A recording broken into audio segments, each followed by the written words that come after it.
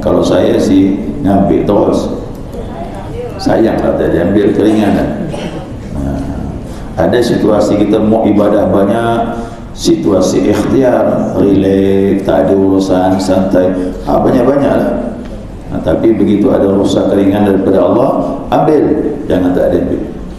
Ingat ya, kalau sudah jamak kasar, jangan lagi melaksanakan qabliyah ba'diyah. Ini udahnya jamak kasar, qabliyah ba'diyah. Kalau begitu janganlah ambil qabliyah ba'diyah. Udah beri keringanan, yang wajib 4 jadi 2. Berarti yang sunnah tak perlu lagi. Itu ya. Jadi yang sunnah tak perlu. Ya, kecuali salat witir masih boleh. Witir itu tak ada hubungan dengan salat fardu, bisa terpisah ya. Bisa setelah salat fardu, bisa juga waktu kapan saja, yang penting sebelum azan subuh. Ya.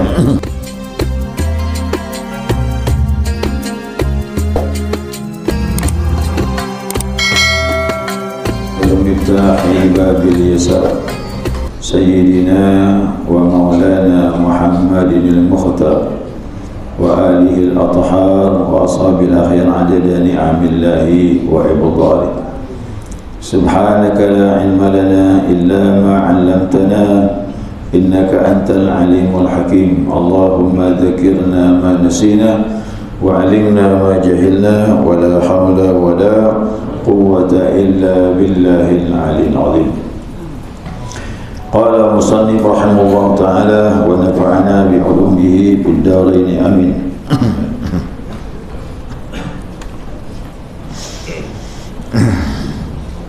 Jemaah salat subuh rahimakumullah, assalamualaikum warahmatullahi wabarakatuh.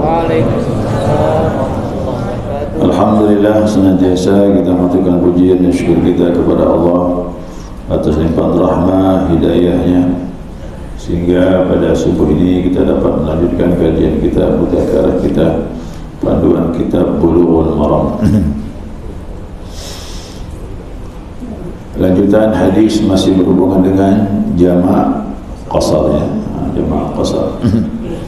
Hadis selanjutnya wa an Anas radhiyallahu anhu qala, dari Anas Allah radha kepadanya telah berkata, qala Rasulullah sallallahu alaihi wasallam idza kharaja masiratan thalathati amsalin aw farasikhan, farasikha gitu. Cerita apa? Cerita apa? Mana? Masirah. Ya. Ya, farasikha, farsa, farasikha. Saya ulangi. Ya, karena Rasulullah sallallahu alaihi wasallam idza kharaja masirata thalathati amyalin aw farasikha shalla rak'ataini rawahu Muslimun. Nah, kata Anas, adanya Nabi sallallahu alaihi wasallam ya, idza kharaja masiratan, apabila beliau bepergian sejauh salasati amyal, 3 mil ya, 3 mil, amyal itu jamak daripada mil, au farasikha, atau 3 farsakh ya, 3 farsakh, shalla rak'ataini, beliau salat 2 rakaat. Nah, salat 2 rakaat artinya yang 4 dipangkas jadi 2 ya. Nah, itu maksudnya salat 2 rakaat, zuhur, asar, isya. Itu yang 4 tu beliau pangkas jadi 2. Rawahu Muslimun, hadis ini riwayat Imam Muslim. Nah, ini hadis sahih. Nah, cuma ada perbedaan dengan hadis yang lain, nanti akan dibahas ya. Jadi jelas di sini rawi hadis ini juga dikatakan ragu apakah 3 mil atau 3 farsakh. Ya, 1 mil itu orang Arab menyebutnya 4000 hasta. Macam-macam lah tu muka tu ya. 1 farsakh ukurannya persia 3 mil. Nah, cuma ni khilaf masalah ukuran ni. Kita ambil ijma' jumhur ya, kita ambil pendapat jumhur ulama. Nah, Jadi di sini diperbolehkan mengqasar salat pada salat 4 rakaat, yaitu zuhur, asar dan isya. Adapun maghrib tak boleh, subuh apakan lagi. Maghrib dipangkas 1,5. Kalau subuh dipangkas tinggal 1 jadi witir. Tak mungkin. Jadi 4 saja, 3 salat yang 4 itu. Kemudian perbezaan pendapat para ulama tentang ukuran. Ya, khilaf ini masalah ukuran diperbolehkannya mengqasar. Menurut ulama Hanafi, beliau berpendapat itu tadi ya 3 mil ataupun 3 parsakh. Ya. Ada yang mengatakan 48 mil sama dengan 96 kilo, macam-macam. Ya, ada berpendapat 87 kilo, kena diukurkan dengan kilometer. Ya. Namun di sini kita mengambil pendapat jumhur ulama. Jumhur ulama. Nah, 48 mil. 1 mil itu pun khilaf lagi. 1 mil itu ada yang mengatakan 1,7, ada yang mengatakan 1,8. Tak sampai 2 km 1 mil. Ya, 1,7, 1,8. Ada juga pendapat 1,6. Ya, nah kita ambil lah idealnya pertengahan 1,7. Yang punya HP tolong. Ya, yang punya HP tolong hitung. Kita hitung je lah biar paham sikit. Ya, 48. 48 mil. Ada pendapat yang ikut 48 mil dikali 1,7. 48 dikali 1,7, ya, 81. Di antara itulah ada pendapat 81, ada pendapat 82. Itu ya. Ada yang berpendapat 80 kilo je. Yang jelas saya ambil kesimpulan 80 kilo ke atas. Itu saya sampaikan kemarin, bagaimana Pontianak Mempawah belum. Ya, Pontianak Mempawah tu 69 atau 70. Ya, belum sampai. Jadi kalau ke Mempawah salatnya tamam, salatnya sempurna, tidak boleh dia di jamak qasar, tak boleh. Ya, salatnya sempurna masih, kerana dianggap masih dekat. Dia masih dekat. Jadi saya sampaikan di sini, saya lebih cenderung kepada 81 kilo ke atas. Ya, 81 kilo ke atas. Mendapati kalau Pontianak di sini Sungai Duri lah. Sungai Duri itu dah masuk di 90-an. 90 lebih Sungai Duri. Sungai Duri 91, 92 begitulah. Jadi Pontianak Sungai Duri baru boleh jamak qasar. Pontianak Mempawah belum. Orang Mempawah ke sini pun sama juga, belum bisa jamak qasar. Ini ketentuan jarak, bukan ketentuan berat atau tidaknya perjalanan.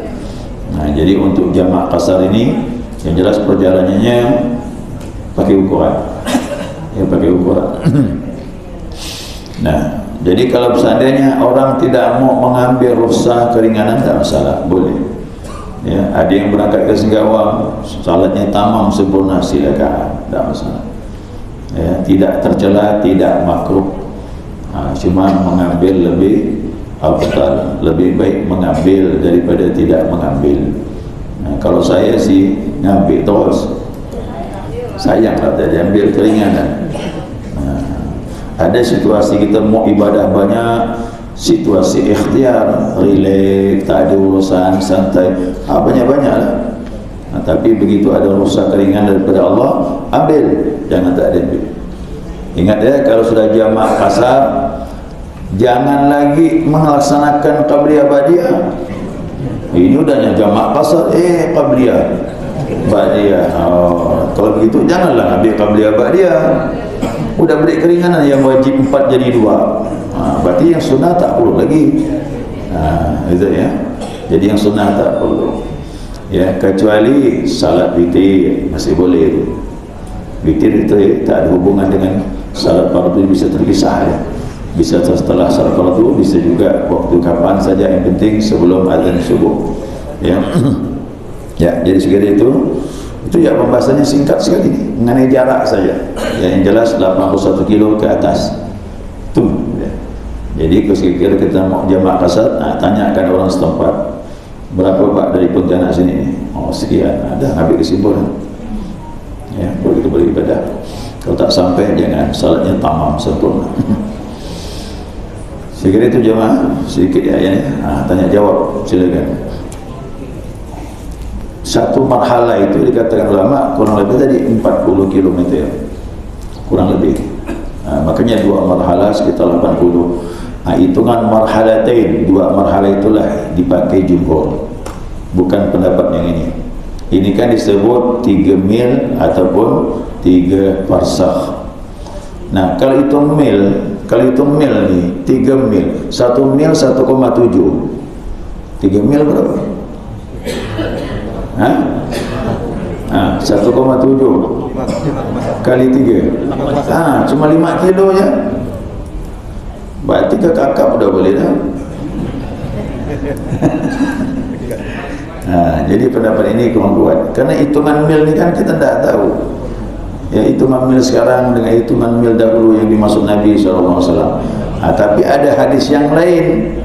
Ya, hadis yang lain Nabi menjamak kasar marhalatain, 2 marhalah. Ini dipakai ulama. 2 marhalah. Satu marhalah kurang lebih 40 km. Dikalikan 2, 80-an, 81, 82 dan sebagainya, kurang lebih seperti itu. Itu jadi hadis marhalah itu yang kuat pakai oleh ulama jumhur. Ya, qabliyah ba'diyah itu kan mengiringi salat fardu. Yang fardu ya rukhsah keringanan, berarti yang sunnah tinggalkan. Tapi kalau witir, tahajud itu terpisah. Boleh, atau obat boleh. Dia terpisah dengan itu. Salat jadi sampai satu tempat, malam kita bangun tahajud lah. Itu tak ada hubungannya itu dengan tadi salat jamaah pasar terpisah ya. Kemudian setelah tahajud witir, kemudian subuh itu kalau kita musafir, surahnya jangan panjang-panjang, pendek-pendek. Nah, dalam hadis itu disunnahkan kalau musafir surahnya Al-Kafirun dengan Qul Huwallahu Ahad. Itu saya pernah salat itu berjamaah musafir, rombongan orang pengikut. Ikutlah saya baca Al-Kafirun sama Allahu Ahad. Selesai salat pendeknya gitu. Surah tu bilang pendek gitu. Baguslah pendek, cepat selesai. Kita ni musafir, bukan santai. Apalagi di pasar, jangan panjang suara. Salat Jumat di pasar, kan ada Baitur Rahman tu. Sekarang ada masjidnya tu di Pasar Tengah tu ada masjid dah baru dibangun. Ya, anaknya Bang Ian tu bos lelong tu. Dia diwakafkannya berapa pintu. Jadikannya masjid, jadi pelataran sampai tangga di atas tu dipakai masjid. Saya khutbah kemarin terus sampai ke tangga jembatan tu orang salat Jumat ya. Dulu cuma Baitur Rahman je, Baitur Rahman dekat rumah makan Sahara. Betul. Kata Ustaz Nur, saya khutbah di situ. Begitu khutbahnya 10 menit ya, khutbah 10 menit, surahnya Araital ladzi sama inna a'tainakal kautsar. Begitu selesai salat, orang bilang ini baru khatib.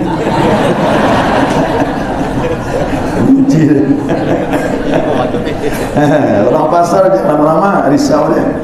Setelah itu dia dagang lagi, buka meja lagi.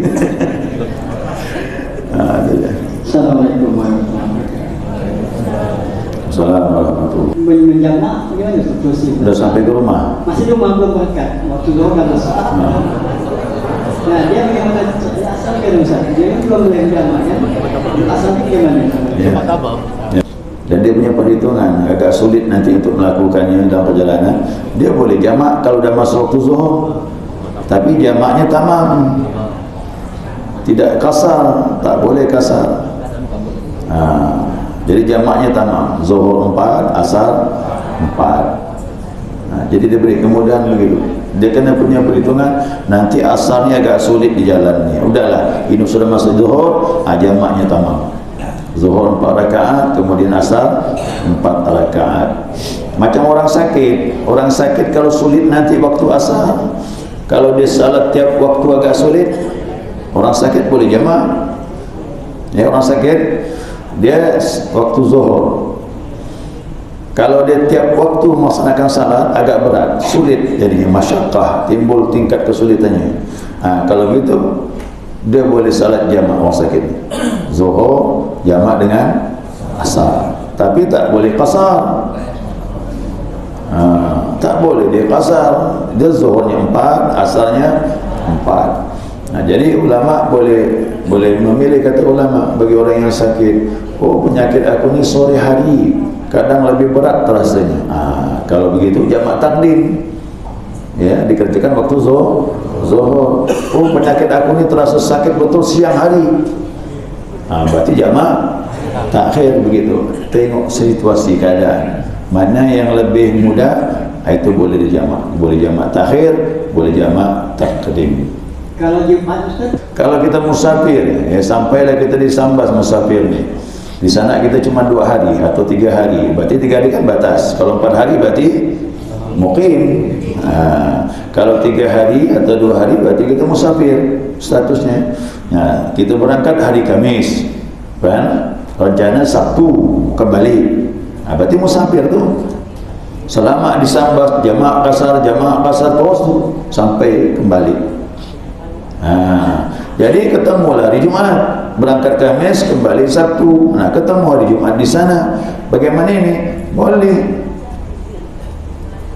jamak, ya, Jumat dengan asar. Jumat ikutlah, dengar khutbah dan sebagainya. Gitu takbir, aku niat salat Jumat 2 rakaat jamak dengan asar sebagai makmum lillahi ta'ala. Begitu terjemah, boleh takbir Allahu Akbar. Selesai salat, jangan ikut wirid, mundurlah atau tetap di situ langsung berdiri. Niatlah salat asarnya. Asar ini bukan jamak niatnya, jamak asar.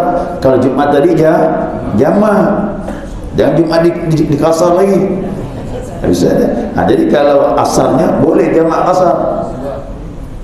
Ya, jamak qasar. Aku niat salat asar jamak qasar dengan Jumat 2 rakaat lillahi ta'ala, Allahu Akbar, 2 rakaat selesai.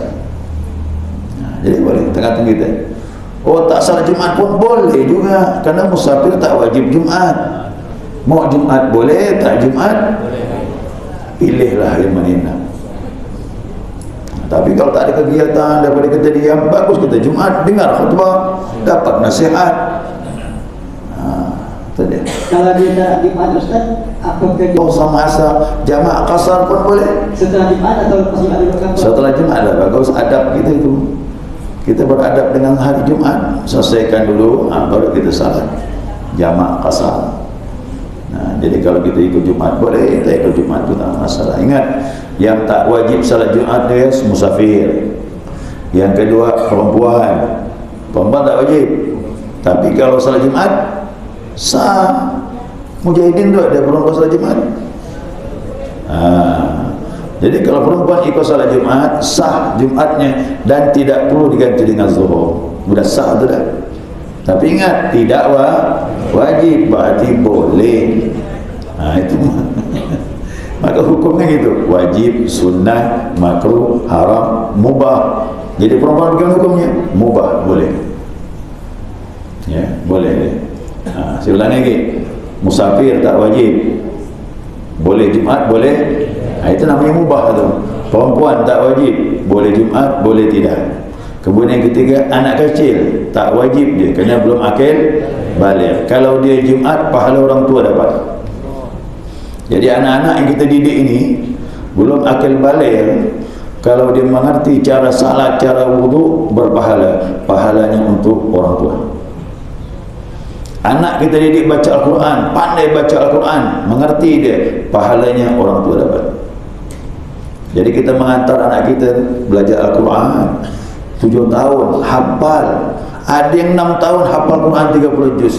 Itu setiap membaca tu orang tua dapat pahala. Ngalir pahala tu.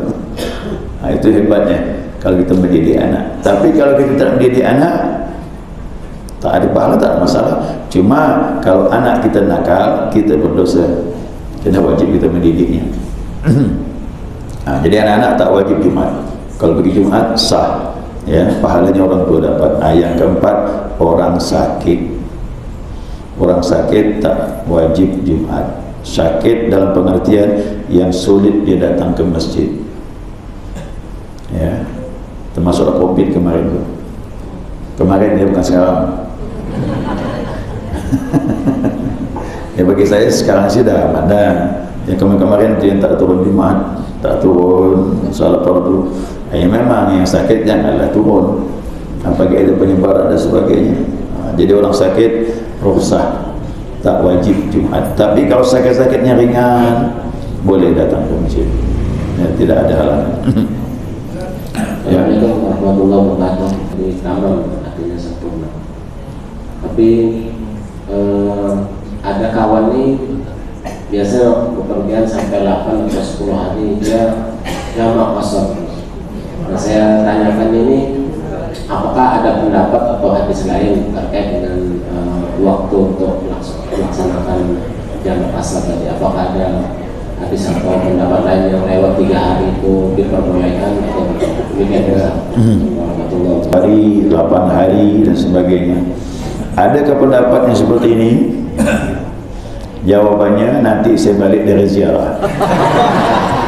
Karena hadis berikutnya ini lah kita bahas nih. Ya, hadis berikutnya ini. Ya, makanya kalau ada urusan yang sudah bisa kita pastikan dapat gambarannya, aku pergi ke tempat ini seminggu, ada, berarti salatnya mungkin karena sudah diprediksi tidak lama, dia hanya seminggu. Nah, saya pergi di tempat sekolahnya cuma 3 hari, udah berarti musafir tu, ya kan? Berarti musafir. Kalau tadi 7 hari berarti mungkin. Ini kita berada di suatu tempat yang kita ketahui berapa lama kita ke sana. Tapi kalau kita berada pada satu tempat dengan urusan yang susah diprediksi kapan selesainya, ini yang kita jawab. Boleh jamak kasar, jamak kasar, jamak kasar, jamak kasar sampai 18 hari.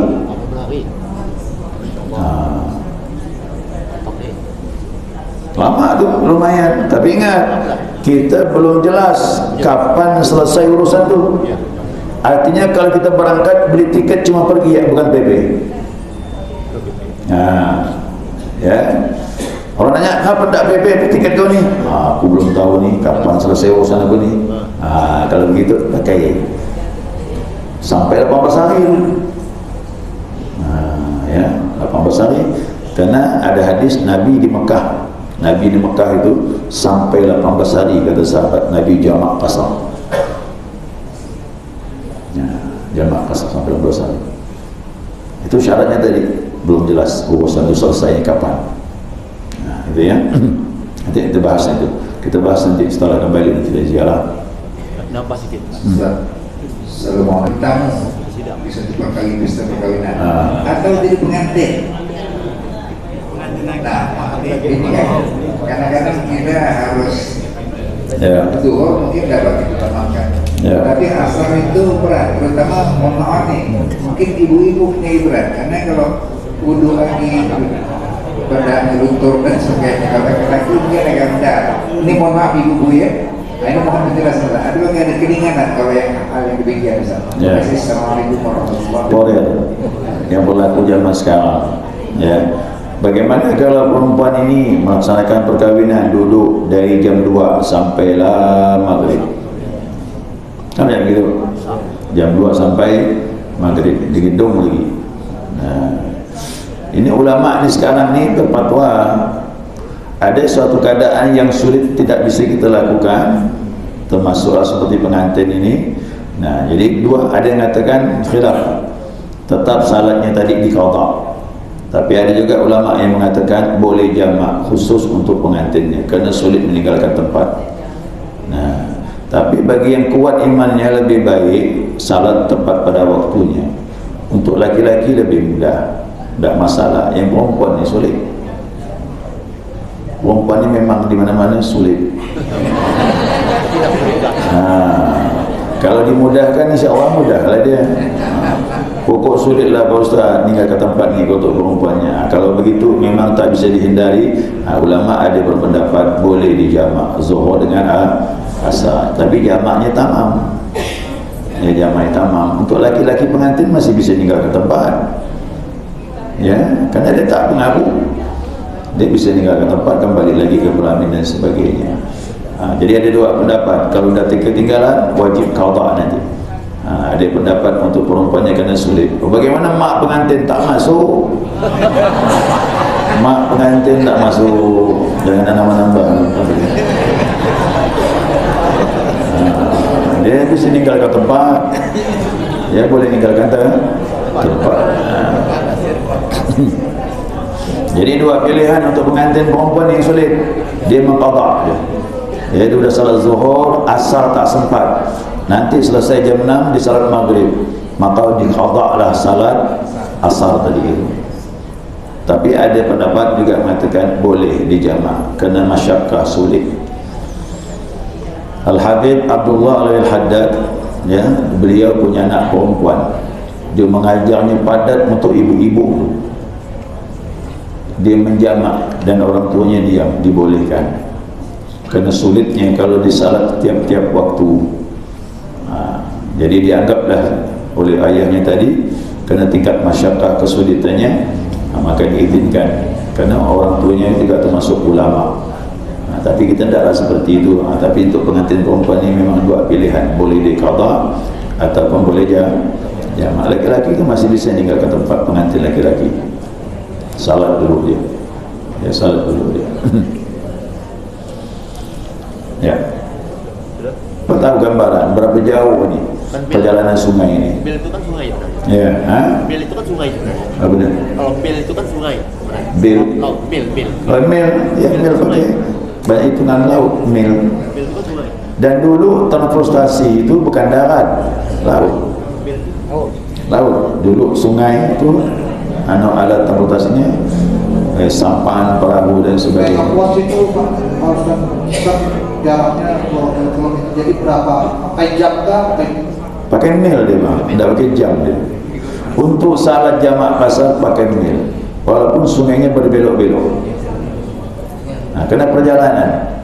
Dulu jelas di sini ini hutan semua ni Bang. Yang ramai itu tepi sungai Kapuas. Makanya rumah tepi sungai itu paling mahal dulu. Elit, itu tempat elit dulu. Ya, ini hutan tak ada harga. Saya masih ingat orang dulu tu Pak, menukar tanah ni dengan sampan. Ya, dulu tanah pakai depak-depak. Ada 5 depak, panjang 5 depak. Tukar sampan Pak. Sampan tu dulu, sampan besar tu ibaratkan kita motor sama mobil lah. Mahal. Jadi saya masih ingat orang tua bilang dulu tanah ditukar dengan sampan. Kerana sampan itu lah alat angkutan. Dari sungai itu masuk tempat yang ke sampan. Saya ingat megang beli bis tu sampan masuk terus sampai tempat kami depan tu. Angkutan. Masih ingat saya.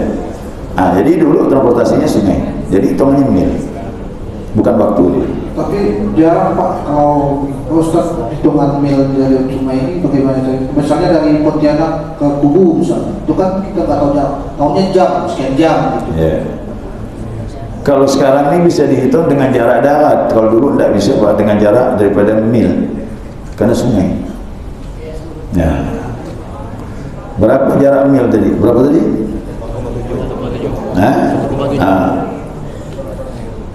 Berarti berapa mil tu? Dibagi tadi 81 dibagi 1,8. Nah, berapa jarak tempuh itu? 48 mil. 48 mil itulah jarak tempuhnya. Dulu hitungannya mil. Yang jelas jamak kasar hitungan jarak, bukan waktu. Bukan waktunya. Walaupun melingkar di punya sungai gitu. Balik lagi ke sini. Balik ke sini, sana lagi. Padahal tidak agak jauh. Kok ditarik garis lurus, tidak jauh. Tapi hitungannya perjalanan. Jarak tempuhnya berapa jauh. Hitungannya mil. Jadi dulu saya ingat betul jalan sungai. Pergi ke Kakap lewat mana dulu? Sungai kan? Sungai Jawi itu tuh. Saya masih ingat masih kecil. Dinsun gitu. Rumah Dinsun. Masih merasakan situ kecil di bawah. Jalan darat ni kurang banget, tak laku, belum ada. Belum ada hutan semua ni. Jadi dulu itu rumah tepi sungai mahal. Sekarang rumah tepi sungai paling murah. Kecuali kalau untuk stay pelabuhan itu bermahal ya. Itu usaha. Baik, segini itu cukup ya. Ada lagi? Dia jamak. Beda nih orang gini. Ini salah paham ya. Salat jamak ini dia masih bisa bertayamum, masih bisa berwudu. Wudu tak boleh Pak Ustaz. Tayamum. Selama masih tayamum, salatnya sah. Atau dia masih bisa berwudu. Apakah lagi? Jadi orang sakit seperti ini dia bisa jamak dan sempurna salatnya. Menghormati waktu ini, wudu tak bisa, tayamum pun tidak ada yang mentayamumkannya. Dia sendirian, berarti masih ada najis dan juga tidak ada wudu. Ini salat menghormati waktu. Ini disepakati ulama, artinya jalan yang terakhir sudah. Ya. Kalau masih ada yang nunggu mentayamumkan, masih nyaman. Kita bisa salat, sah salatnya, tak boleh qadha. Tapi menghormati waktu ini, salatnya kalau dia sehat wajib qadha. Wajib qadha. Saya belanja di rumah sakit, tak ada yang menunggu. Ini pakai infus, ini pakai selang mulut ni, setengah hidung. Tak mungkin lagi untuk tayamum dan wudu, dan yang menunggu tidak ada. Maka salatnya pun menghormati waktu. Jadi salat seperti biasa di tempat tidur itu, dan juga tidak ada wudu. Namanya menghormati waktu. Kalau sembuh wajib qadha. Berapa lama salat menghormati waktu? Seminggu qadha. Kalau meninggal, ini keuntungannya nih. Kata ulama, salat menghormati waktu. Kalau ajal datang ketentuan, maka dianggap sah salat itu dan tidak ada hutang. Kita umur tak tahu. Itu salat menghormati waktu itu terakhir. Makanya situasi keadaan yang tak memungkinkan kita salat, ya, tak ada wudu, tak bisa tayamum, asal hormati waktu. Kalau kita selamat ataupun sehat, wajib qadha. Tapi kalau ajal datang, tidak ada beban lagi dah, kata ulama. Artinya salatnya dianggap sah, lunas dia. Dan saya berharap mudah-mudahan kita ini ibadah istiqamah. Kemudian kalaulah sampai ketentuan Allah, ajal Allah kepada kita, mudah-mudahan tak ada hutang. Ya, tak ada hutang salat. Kita meninggal tidak ada hutang, sekalipun dengan salat menghormati waktu. Kita jangan berharaplah dengan anak, belum tentu dia mau mengqadhakan kita. Kalau dia belajar, kalau tak belajar mana dia tahu. Jadi kita ni boleh mengqadhakan salat orang tua kita kalau kita tahu, oh ayah aku 3 hari tak salat selama sakit, atau seminggu, begitu dia meninggal ajal, kita tahu betul dia tak salat, kita qadhakan. Makanya kita tak bisa berharap dia kalau dia mengqadhakan, kalau dia belajar. Tapi kalau dia tak belajar, tak mengerti, salat menghormati waktu sudah bisa membantu kita. Kalau sampai ajal ketentuan Allah SWT. Kalau dalam keadaan koma, Ustaz, bisa tak kita solatkan di sana? Tak bisa. Dalam keadaan nazak, koma, mana bisa salat? Tak, kita di sana, kita sebagai anak, orang tua kita dalam keadaan koma. Tak bisa, dia masih hidup. Masih hidup mana boleh qadha kan? Ya kan? Dia lagi koma dan sebagainya, biarlah koma, tak lama titik.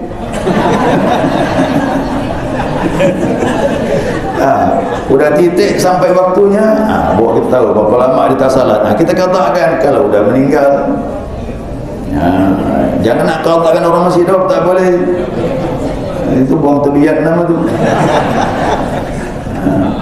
Ya, tak boleh. Dia harus meninggal boleh katakan. Sama gak orang ngasih waris? Pak Ustaz, tenang dah saya dah. Apa kau tenang? Harta saya bagi-bagi ke dah sama anak saya. Dah saya kasih warisan. Itu bukan warisan. Warisan kau meninggal dulu baru jatuh waris. Ini banyak salah faham. Dibagikan anak anda waktu dia masih hidup. Itu bukan warisan. Pemberian. Pemberian kepada anak. Ni tanah ini untuk kau. Ni rumah ni gang sini untuk kau. Yang nombor 2, nombor 3 ni dibagi-bagikannya. Setuju pula semuanya. Tak apa, itu hadiah pemberian, bukan waris. Waris tu meninggal dulu orangnya, baru jatuh waris. Ya. Baik, subhanakallahumma wa bihamdika asyhadu an la ilaha illa anta astaghfiruka wa atubu ilaik. Allahumma shalli ala Muhammad.